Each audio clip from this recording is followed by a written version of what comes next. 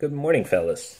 Hey, today we're taking a look at Ezekiel 39, which is sort of a continuation of 38. It was about the Gog and the Gog allies attacking Israel, and so now we're getting into today, where Gog is the armies of Gog is being destroyed and then being buried. Then a festival, and then Israel is restored.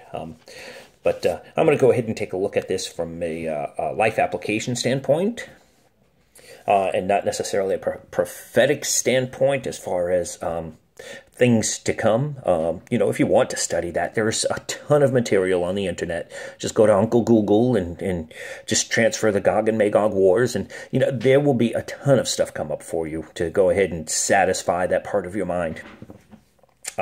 But I just want to look at this from a life application standpoint. In verse 3, it says, here's God talking about the army of Gog coming up against Israel. And it says, then I will knock the bow out of your left hand and cause the arrows to fall out of your right hand. This is God speaking about Gog, speaking about that huge army that's coming. And God says, hey, listen, when the enemy comes against you, listen, it might look like he's got you beat. It might look like he's got you surrounded. It might look like he's going to come down and just have his way. But hey, have no fear. I can and I will knock the weapons out of his hand. I can and I will shut down that enemy. I can do all of this, and I will do all of this. And as we keep reading, we go down here into verse 7, and we see why sometimes God allows the enemy to come at us. He says, then the nations shall know that I am the Lord, the Holy One in Israel. Listen, we are all a nation. Each one of us is a nation,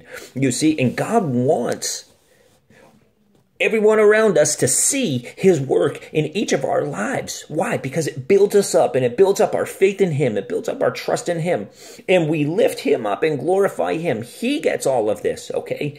He wants to be known as the Holy One. He wants to be known as the Creator above all. He wants to be known as Creator.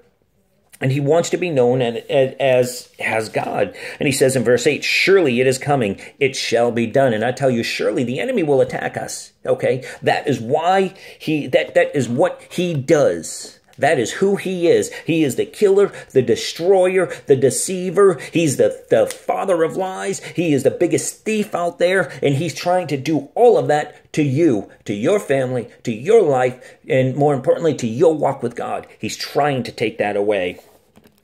So keep your faith with God. Keep going in that direction. Stand in the will of God, and God will always be there.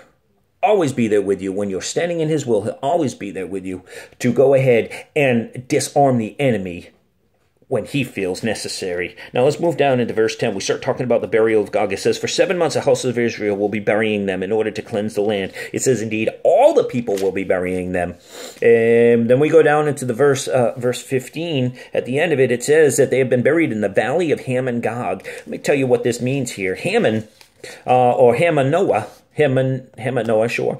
actually means multitude, okay? There is so many people in this army attacking Israel that they have to call it a multitude, that it has to have its own valley. And if you read a little bit earlier, it says that people will actually people won't be able to pass this. So listen, God, let your enemies mount up.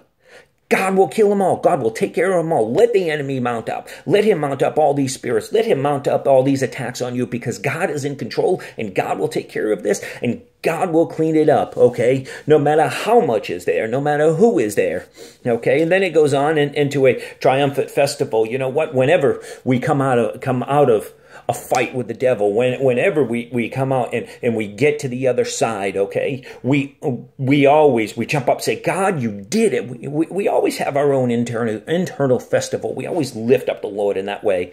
I heard somebody say one time that either you're going into an attack, you're in attack, or you're coming out of an attack from the enemy. One of the three. And so and we're talking right here, this festival is when you're coming out of that attack. And you know what? Your faith has not changed. You have stuck with God. You have stuck with his will, you've stuck with his ways, there is always a triumphant festival at the end of it to where God just continues to pour out on you.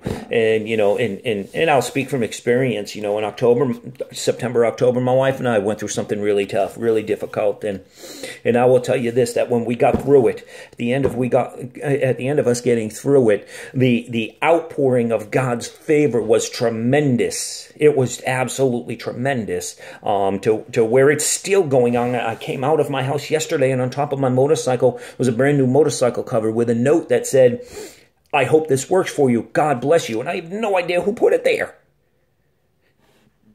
There's always a triumphant festival after it, and God will always restore you. As we get to the end of this chapter, God will always restore you. He says, "I will be jealous for my holy name."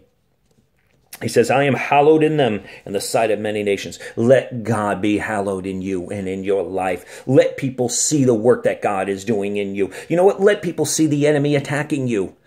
Because when they see that, they'll also see God lifting you up and God saving you and God bringing you out of it. And God is the one who will get the glory.